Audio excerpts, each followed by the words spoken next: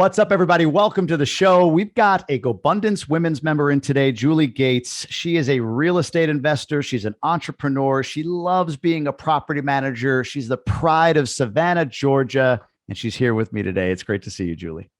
Thank you. It's an honor.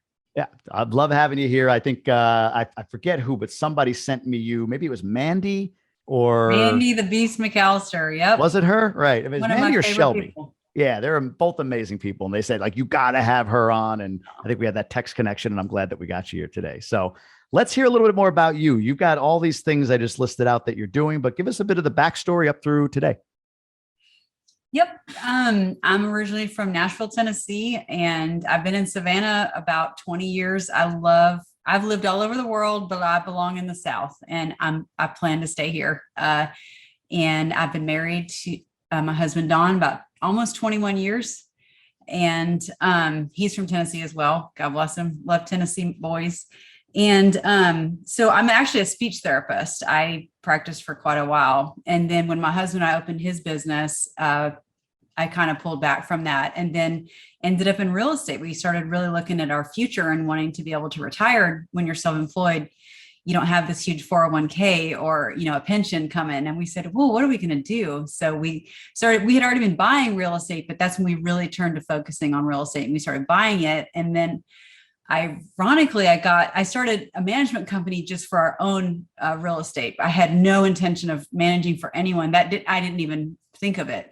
And then I started I fell into short-term rentals kind of on my own, just fell in love with short-term rentals. I have some long-term rentals as well and commercial in my portfolio, but you'll never hear me speak about any of those. It's all short-term rentals all day. So once I got into short-term rentals, just could not stop talking about it. And when you talk about what you do all the time, people start going, oh, I know so-and-so. And so I was buying a house and met this wonderful couple at the closing table. And they said, what are you going to do with the house? And I said, well, I'm going to turn into a long short, which is a model I guess I should probably talk about. So they said, what's that? So I explained the long short and they said, oh, we have 5 Airbnbs here in Savannah. And I said, no kidding.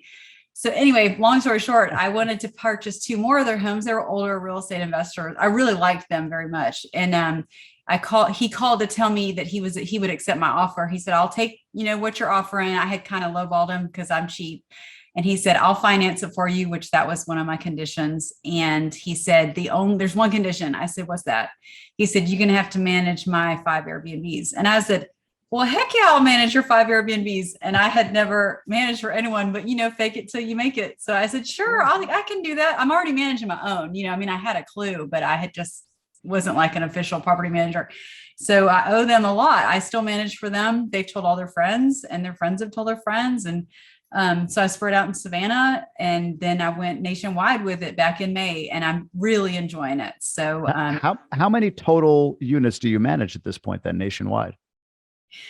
I get asked that every day and we're growing. It's under 100 right now. Wow. I've got a lot. I'm onboarding probably 25 right now. So it's hard to tell, every day we're adding 2 to 3 more, to what we're doing, but I'm not sure. It's under 100 at this time. What does that team look like to manage all of that? Is it just you? Do you have a couple assistants? Like, what does that look like?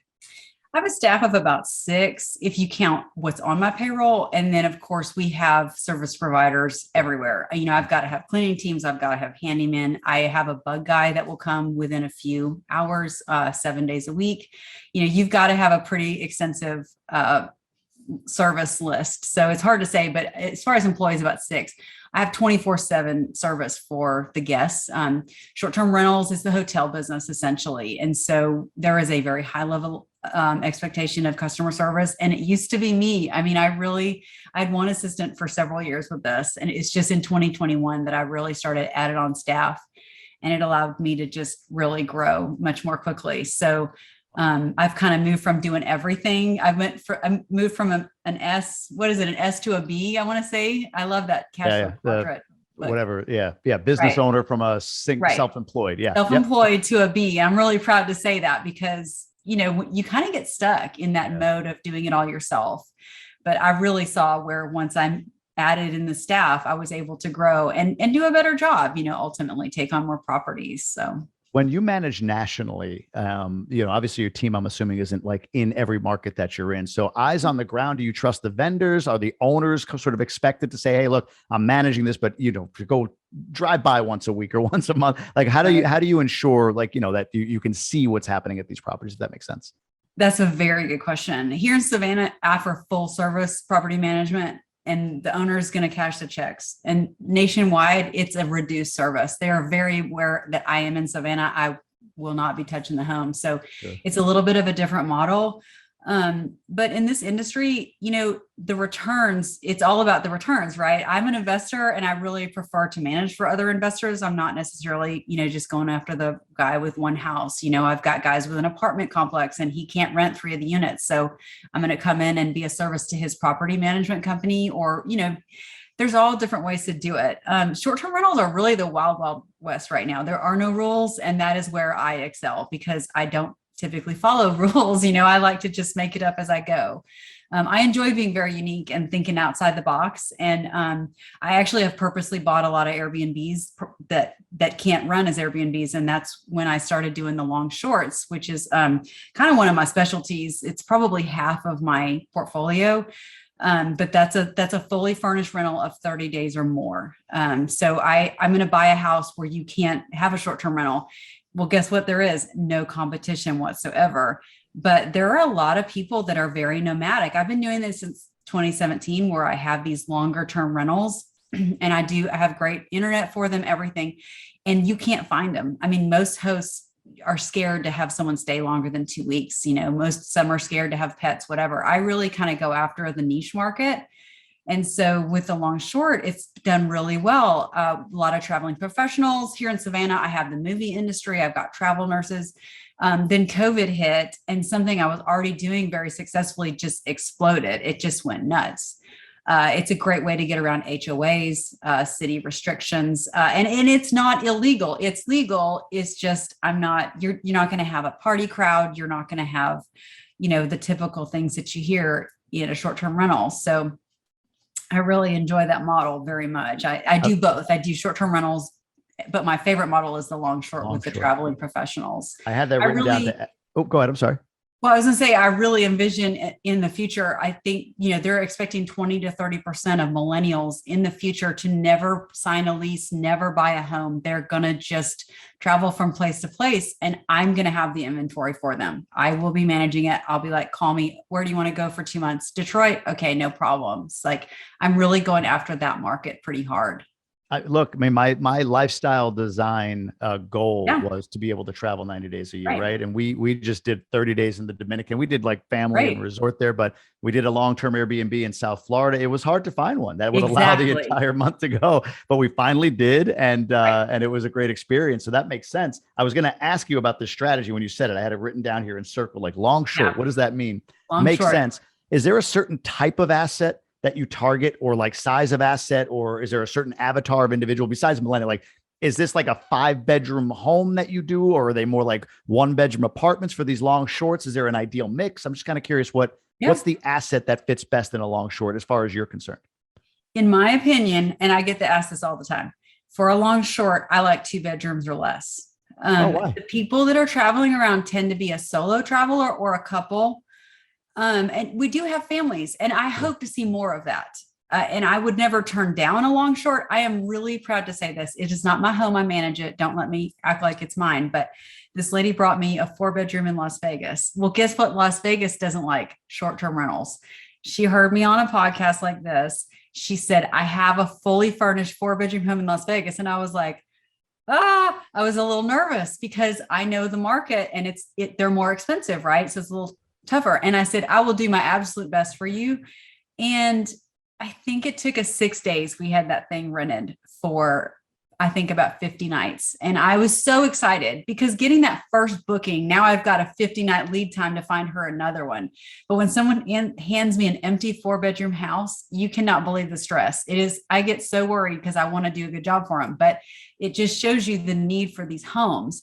And it was a traveling professional. He needed to be in Vegas, for a job. And he was thrilled to find the house, and he's bringing his family. So it's becoming more and more common But the most common that I see, like I said, are the solos and the couples. It's just a lot easier to move around with two people than it is once you have children.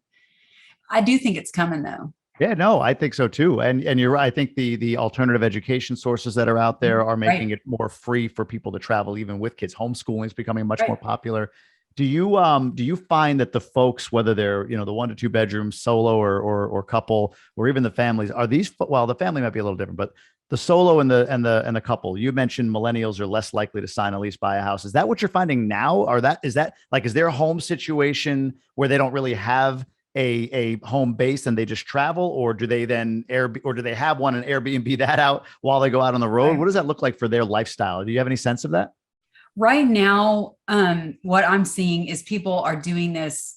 They have both. They've got a home base, but they're also hitting the road. But in the future, the expectation is in this market that they don't even have that home base. But most of them right now do have a home base, and their job or whatever is paying them enough that they can afford to handle both. But it is expensive. I mean, when you're moving into a place that's fully furnished, all utilities, internet, it's not going to be 1,200 bucks a month. Okay. It's going to be a good bit more than that. But people, they want to they have the freedom to be where they want to go. A lot of time the issue is finding the houses. The huge push I'm going after now, I have a business partner in a startup, and we're going after the tech professionals. They make great money, but they have four basic needs. They need high-speed internet, a desk chair, and 1 to 2 spare monitors. And we're finding and sourcing these homes for them. And people are going nuts. And it's so funny because I would never travel with an extra monitor personally. I don't even think like that. A laptop, I'm fine. Now I do have an extra monitor in my home office, but I don't have to have it, but I've talked to so many people about my startup. We actually launch next month, and they're like, "Oh, my husband always travels with 2 monitors. It's so weird." And I'm like, "Really?" Until I got hooked up with these tech guys that have the same need. And, they heard what I was doing. My partner heard me on a different podcast about the long short, and he was like, help me. So we have that minimum standard. Airbnb doesn't have that right now, for example, where you have to have any, office supplies. But in order to be on this site, the homeowner does have to provide those extra items. It's a couple $100, and you get this amazing source of guests in your home. They tend to be tech professionals. They're used to working off of 2 or 3 screens. And if you can provide these small items, they will pay extra for it. And I'm going after it. I'm looking to really fill in these needs that I'm looking under rocks where no one's looking. I like to be ahead of the curve. My dogs are going nuts, so I muted for a second there, but they'll calm down. They'll calm down. So I don't know how to ask the question, but I've had a lot of Gobundance Women members on. Short-term rental is the one permeating theme amongst every woman I've had, or most women that I've had on.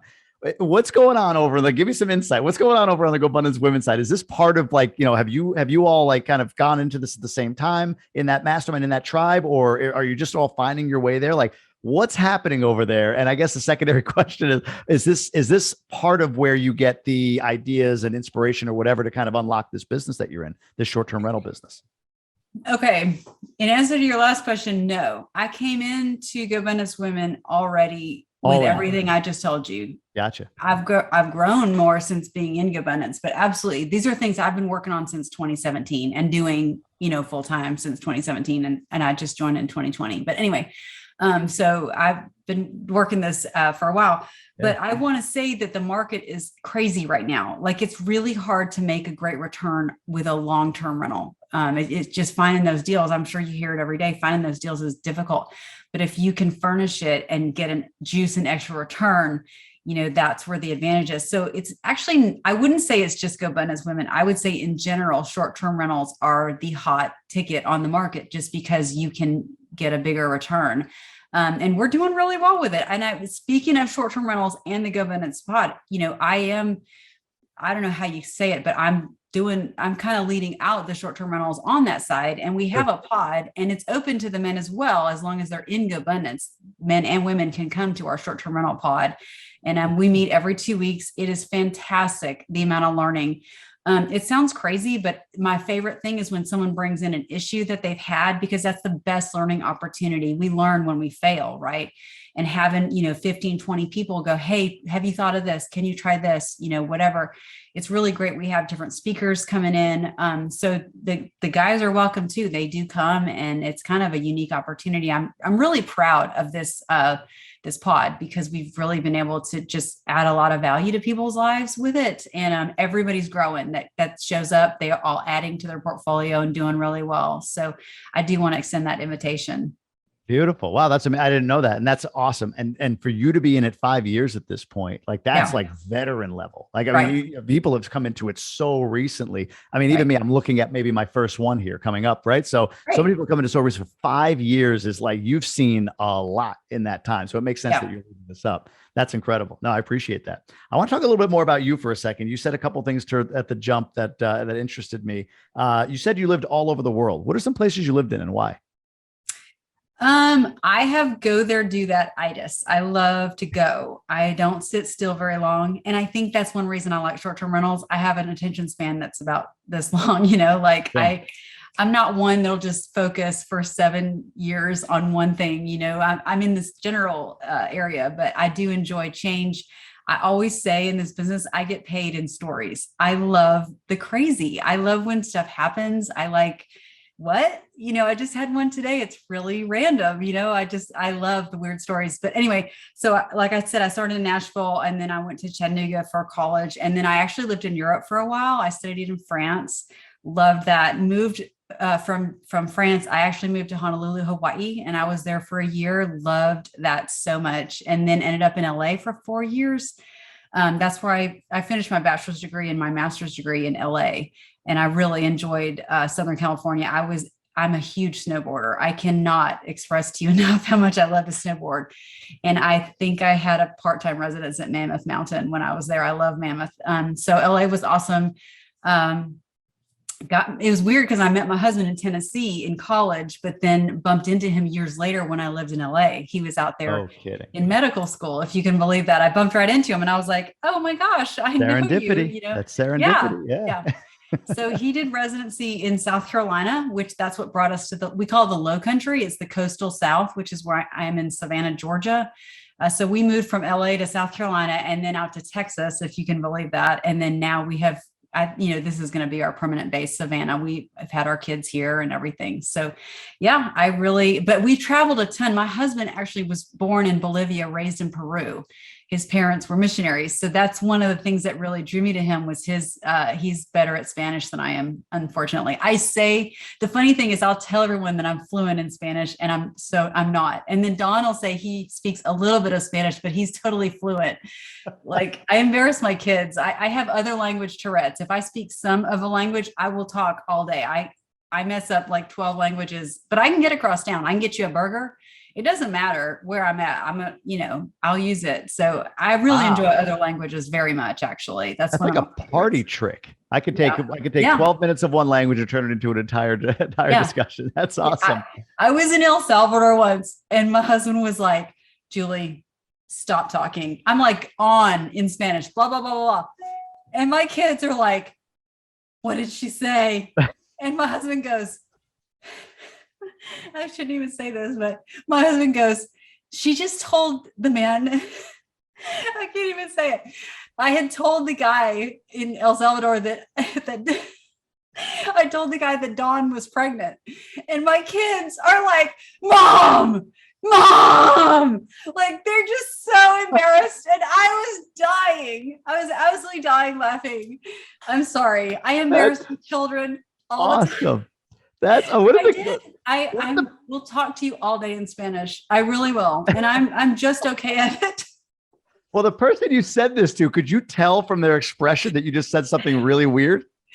Yes. And they kind of looked at my husband like this, but what does that mean? Like, okay, you gave Dawn the side eye. Like, I have no shame. Pregnant. I don't care. I tell my kids all the time, we'll never see these people again. Right. It's fine. It's really, and we won't, Yep.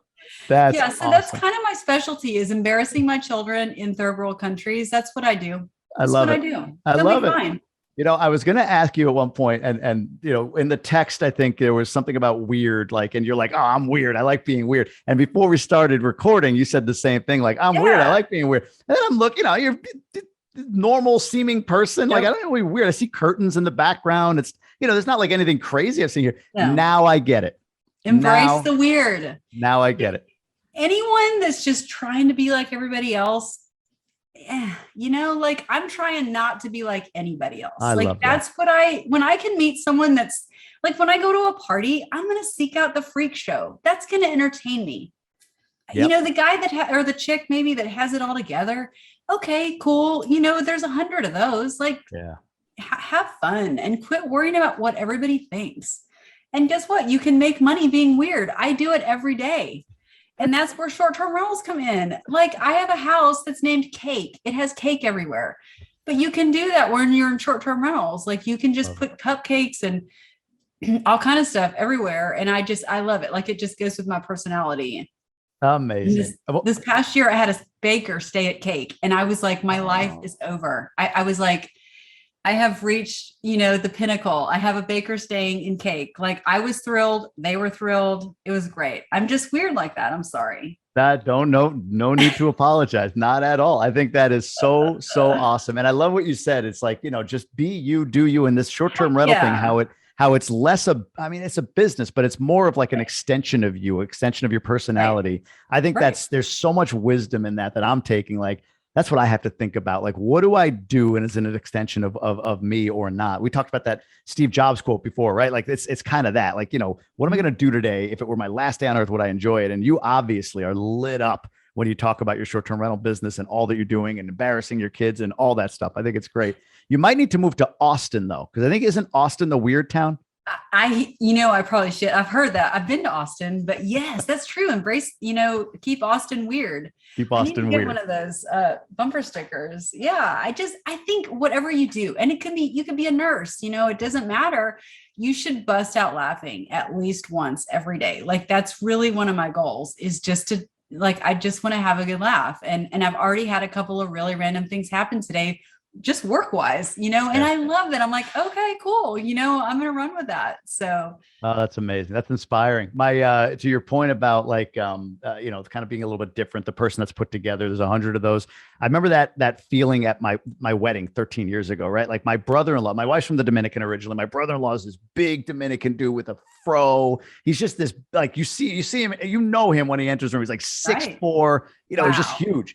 And he's like, I'm going to show up in a clown shirt with like a thing on my head. And, like, my wife, she didn't care, but like my sister-in-law was like, oh my God, don't do it. I'm like, actually, that would be awesome. Like, every wedding picture looks the same. Like, oh, okay, another perfect photo. But to have him in it, and he didn't do it, but to have him in it with like this giant Hawaiian shirt and, like dyeing his afro in like different clown, like, that would be amazing. That's a story. Totally. Exactly. It's a great story. Right?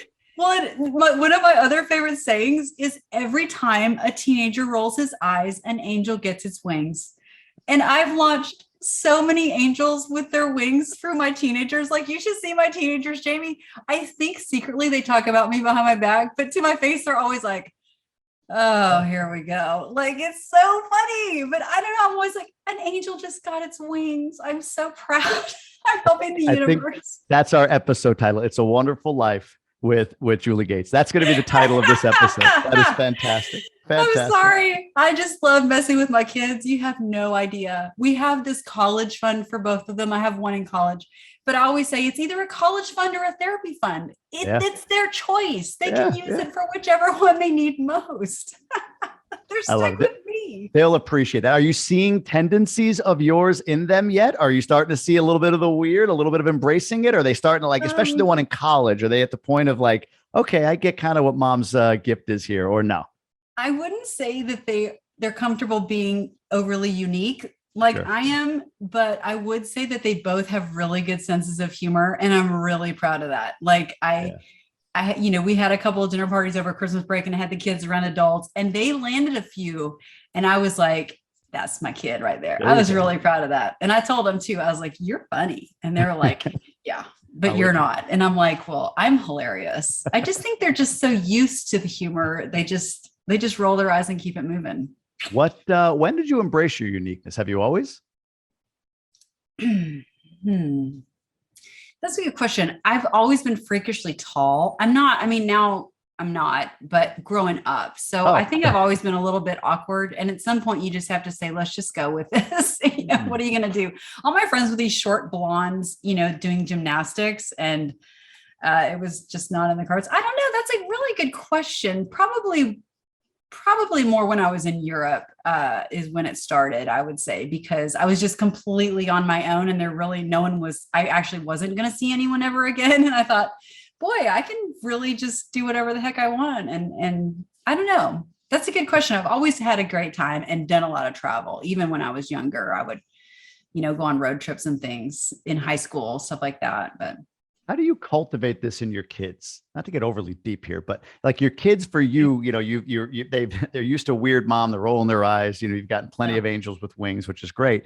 Yep. But like, how do you cultivate? Like, is there how do I put it?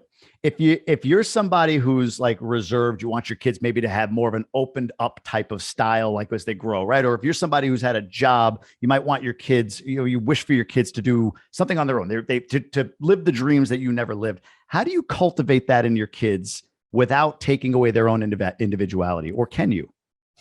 That's a good question. I have to say, just because I am completely comfortable with myself, and I always say, what I want most from you, Jamie, as a friend, or maybe my husband or anyone else in my life, I want to be accepted for who I am, right? I don't want to be like, oh, I'll be friends with you, Julie, if you can do this for me, or if you're like that. So like, if you put a box and want me to stand in it, then I don't really like that. So to me, the biggest compliment you can give a friend or someone you love or someone in your family, maybe, I don't know, is the gift of accepting them for who they are. Like, it's kind of rare.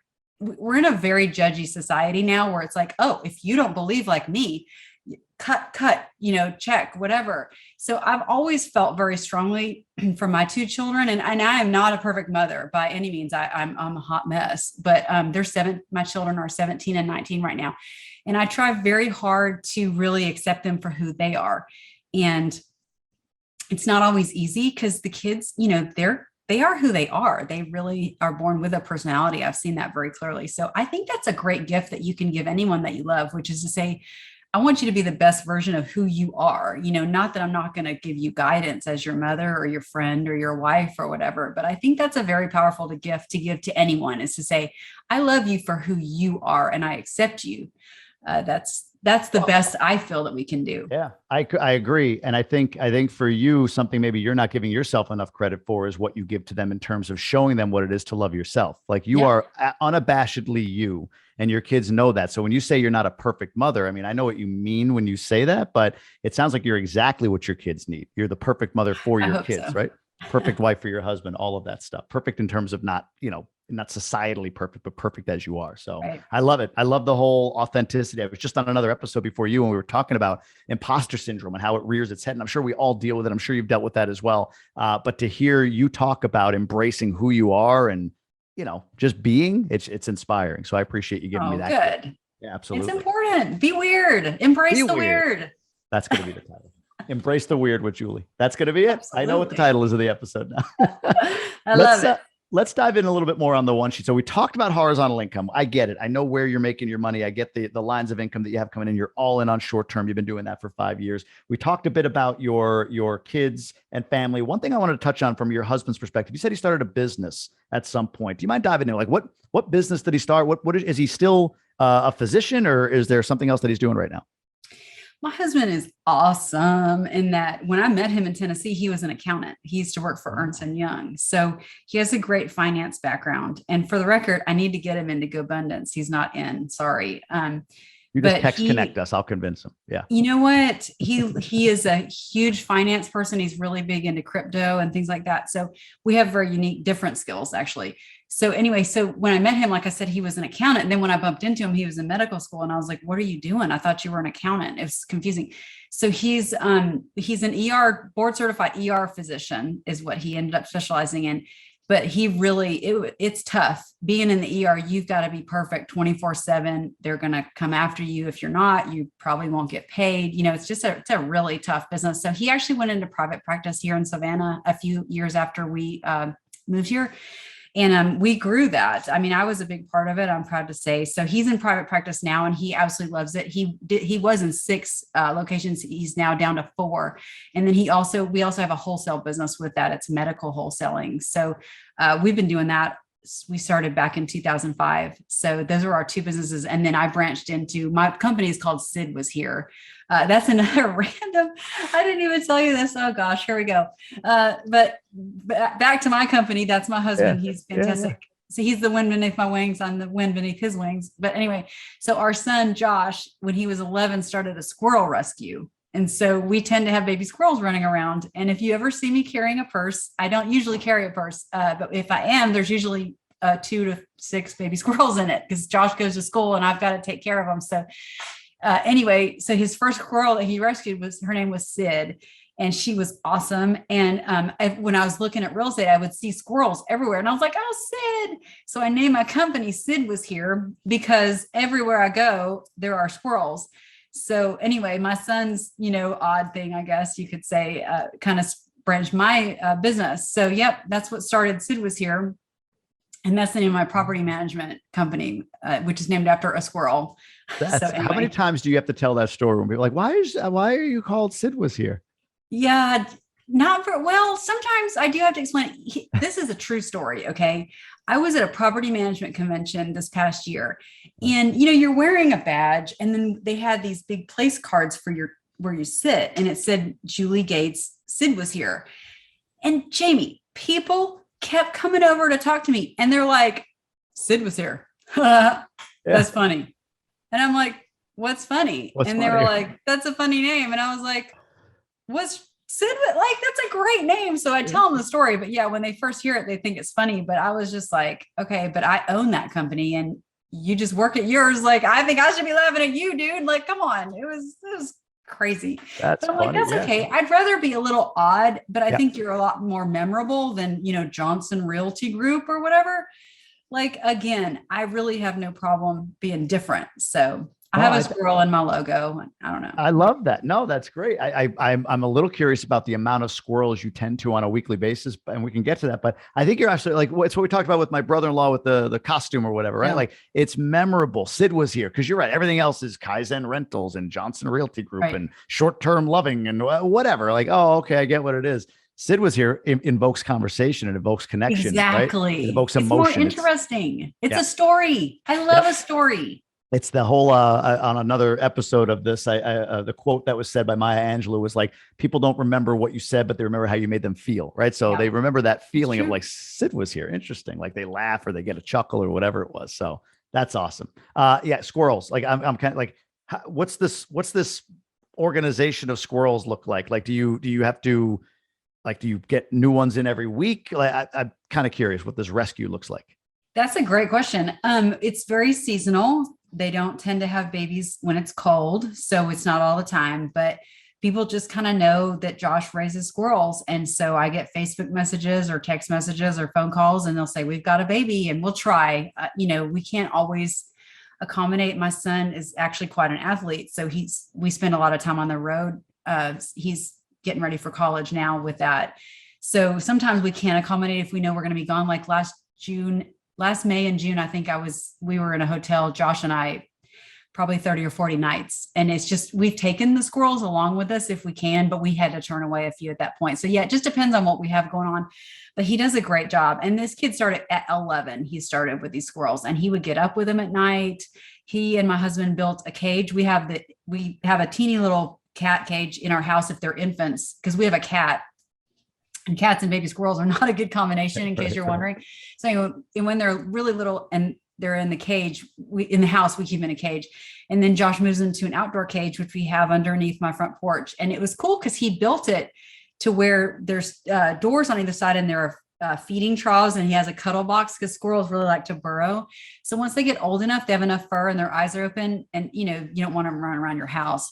He moves them out to the outdoor cage. This is all my son. Okay. I'm his right hand, but this is my son. And then he leaves the doors open when he feels that they're old enough. We acclimatize them to the outside. Then he leaves the doors open and they start to kind of move out slowly. And we continue to feed them. We still feed them, every day when I pull into my garage, I'll have a couple of squirrels waiting and they love cashews. I know that sounds crazy, but salted cashews, if you ever want to feed a squirrel, it's like crack cocaine. Yeah, that makes sense. Yep. So we try to keep them, we feed them. We don't really hold them a whole lot once they're in the wild. We kind of want them to move into the wild and be, they don't come back. They don't just find their way back once they're adults. They come back for cashews all the time. They stick around. We live on acreage, so we definitely want them to hear. Expensive nut. Like cashews aren't cheap. We happily provide salted cashews for our more short-term rentals to provide more cashews. The guests love it. Let me tell you, we had guests. We had two houses I have two Airbnbs on my property here in Savannah, and we had two houses full of, I think we had 4 families in 2 houses during Hurricane Irma. We had 7 baby squirrels. And when there's no electricity, there's no cable, there's no nothing, Josh was running around squirrels, and let the kids play with them. So the guests actually really like it. They'll request to feed squirrels when they're here. So it's kind of fun. We have a good time with it. Yeah. You have a good time with everything. Yeah. It sounds like it. No matter what, you're having fun. How about health? Like, where's your focus there? Diet, exercise, whatever you want to talk about in that category. I'm a serial entrepreneur and I work pretty hard, and I'm terrible because I definitely put my health last. I try to keep my weight under control, but I don't exercise enough. So I've got to do better. One of my pod sisters, her name is Zarema, and she keeps me accountable. We have our watches synced or however you do that. But that's one of the things I really need to do. I need to exercise more. It just, I'm sure you have the same, like your job sometimes is really, really busy and sometimes you have a good amount of time to yourself. So I kind of struggle with that, like keeping a schedule. Makes sense. Yeah, I know. My best is when I get up extra early and I go get it out of the way first thing. Yeah. But sometimes I'm up extra late, like my mind is going, there's stuff I want to do. And I'm inspired in this moment. I'm going to do it. So the next morning, waking up at 4 or 5 in the morning is just like, it ain't in the cards. Like I got to prioritize sleep, there's all this stuff. So no, I completely get it. I think all of us do. I miss snowboarding. I wish I could just go snowboarding every weekend and that would handle it, but there aren't any mountains in Savannah. I was gonna say, you can move up here in Michigan. I've got a mountain right out this, like about right around the corner, half a mile from my house. There you go. It's a hill. Let's not call it, it's a knoll, we'll call it, but people ski and snowboard down it. So nice. How about contribution? Where is it that you like to give back, whether it's time, money, energy, whatever it might be? We tithe, 10%. But one thing I do, and I'm really have enjoyed, and I hope everyone will consider this, but I don't have a specific goal because these things kind of have to be organic, but I'm really big on random acts of service. And I have been amazed how many times, something has come my way where you see a need, you go, oh, wow, let me help that person. So I really try to do several very, solid, like random acts of kindness, a quarter. One of my favorites, this sounds crazy, but whenever I'm working on a new short-term rental, I'm very much in that neighborhood. I'm telling the neighbors who I am, what I'm doing, who's coming. It's the neighbors actually do a lot for me. They're great ambassadors. They'll greet my guests. I just want them happy. I'm bringing a neighborhood up anyway, because the house has to be at a good, a space. But we had these 2 neighbors. They were so sweet. They were elderly. And of course they always come by, they go, oh, are you going to be renting the home? Cause they want to upgrade or whatever. And so she saw the washer dryer come in and she said, oh, I'm so jealous. We just have a washing machine. I said, what? And they didn't have a dryer. And so I started having them do their laundry at my Airbnb. And, it was such a random thing, but they were so excited. Every time I would go over there, I'd go get their stuff and take it and dry it and bring it back. And it was, just stuff like that, being a good neighbor, I think is huge. And I know it was very random that some strange property manager was like, can I do your laundry? I'm here. Do you have, and they started just having it ready for me. Weird. I'm so weird. But now when I go see them, I can't do their laundry anymore, unfortunately, because the unit is full, but I really enjoyed getting to know them just by doing their laundry. They were just the most lovely people. And I was just really proud to be a good neighbor. And I just want to encourage you guys, like, there's not the typical random acts of kindness, that you would think, oh, give a $20 bill to XYZ, like a service thing like that can mean a lot to people. So anyway, for what it's worth. No, I love that. I think that's fantastic. And again, as is everything here, I love your uniqueness. I love that unique take on contribution. It's Please tell my unbelievable. children. Yes, they can listen to this. We'll play it for them, put it over speakers where they can't figure out where they are, Right. lock them in the room. I love it. I love it. All right, let's wrap this up with a question from the Gobundance card game. And the question is, when did you not speak up when you really know you should have? Oh gosh, when did I not speak up when I know I should have? Good one. I'm not as good on the fly, Jamie. Okay. I'm gonna think of an occurrence, hopefully, but I have to say that I used to have a hard time controlling my mouth, and as a teenage girl, you get in trouble because you end up gossiping about people or whatever.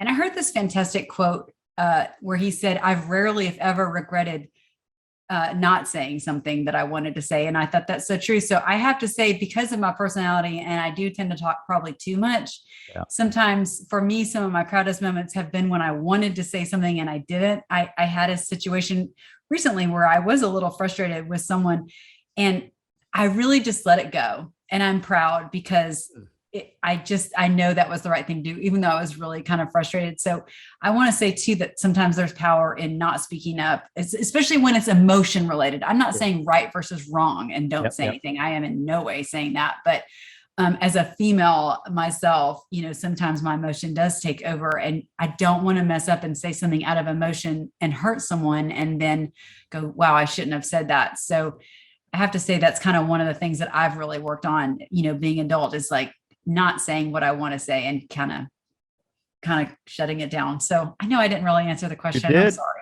You answered it in your way. It was perfect. Right. It was I weird. love what you just said, because I think you're right. I mean, I don't think it's woman man. Like even me, you get emotional, you want to lash out sometimes. Right. And it's like, take a second, don't sweat it if it's not such a big deal. Most of the time, probably 99% of the time, maybe even more, it's not something that needs to be said. In fact, it's probably more hurtful, and you have to unravel things and go back and redo if you do right now. So exercise some restraint.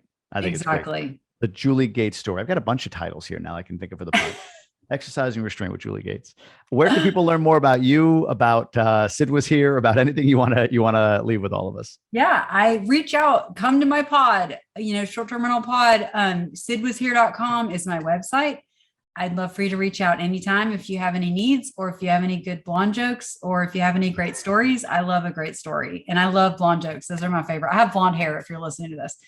I think the only way to be funny is to laugh at yourself. Of that, I am certain. And so I try to laugh at myself every day. But my email is julie@sidwashere.com. That's probably the best way to reach out to me. But anyway, it's just a pleasure. I've gotten so much out of being a part of this group. I have to say that it's just been a huge blessing in my life. I joined because I was very lonely. I just really had my husband to talk business with, and that was it. And it was such a huge part of my day-to-day routine. So getting this group where everyone was just really motivated and into their own thing, and everyone was on their own kind of level of weird. I hate to say it that way, but I mean that as a compliment. And I was like, awesome. So it's just been wonderful to be part of this group. I can't even tell you how much I've enjoyed it. Can't disagree. I learned of a guy at the last event that sells exotic snakes for a living. You talk about like, quote unquote weird, right? Like we all do things that are passionate for us. So it is nice to be able to celebrate that a little bit with the right people. So I love that's the guy I'd want to sit next to at a party right there. Yeah, me too. I wouldn't want what he sells next to me though. I'm not a snake guy, but the stories were good. Okay, I have to tell you a story. I'm sorry, Jamie. I love stories. I'm sorry. Go for it. I told you my husband was his parents were missionaries, right, in South America. So he has a lot of great stories. But his older brother, Don was still in Bolivia, and his older brother came to visit from college down to Bolivia. His family and my husband were down there. So this is back in the, I'm going to say 80s. You could bring snakes and other things up, and nobody really checked your suitcase. Okay. So my husband, when they would come to the States, they would bring things like this back and they would sell them. Okay. This is this is long ago. Don't yell at me. It's not me. It wasn't me. It grosses me out. I don't care about whatever. Like snakes just give me the heebie-jeebies, but go ahead, continue, everything. Please. So I won't say the name because my husband does have two brothers, but one of his brother was visiting Don and his parents in Bolivia, and he came back with a suitcase full of tarantulas to sell.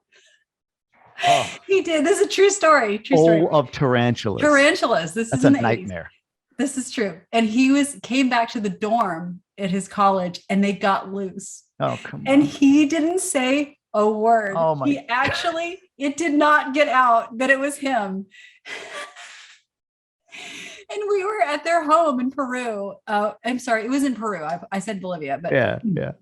I heard the story when we were at their post in Peru, and they told us about the brother going back with the suitcase full of tarantulas, and they got loose, and the college was just hell-bent on finding out who had let all these tarantulas go. Yeah.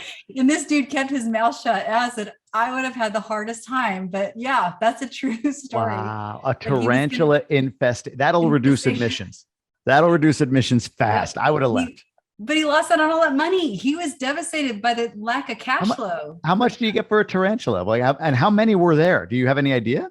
I can find out for you and report back. I want to be a truth teller, and I truly don't know, but they would always bring back snakes and tarantulas and sell them when they came up.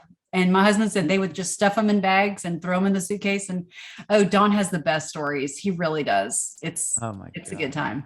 Suitcase full of tarantulas. I don't want to ever think about that again. Sorry. I thought that was great though. Julie, thanks for weirding me out at the very end here. God in heaven, snakes and tarantulas. I get mental image of dreams ending? For days. No, it was a very good ending because it's unique and original and all of that. But tarantulas and snakes. Those are two, like spider. I'd like a little spider this big. I'd make my wife kill. I hate them. So anyway, thank you so much for coming on, for freaking me out, for sharing your story. It's been great. Honestly, memorable. 100% memorable. This will be one of the more memorable episodes that I've filmed. So thank you so much for that. And honestly, it's been a pleasure. Thanks for jumping on with me. Nice to meet you. Thank you so much for having me.